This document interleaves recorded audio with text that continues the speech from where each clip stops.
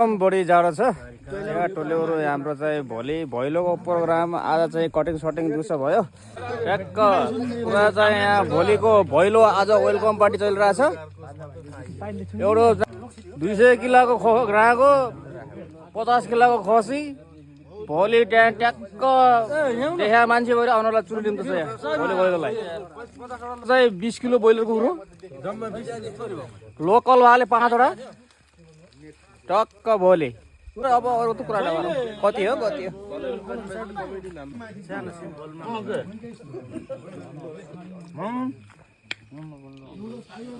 ल हाम्रो यहाँ दाइहरू भेरेजहरू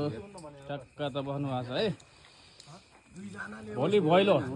आज चाहिँ वेलकम पार्टी भोलि भैलोको लागि वेलकम पार्टी चलिरहेछ आज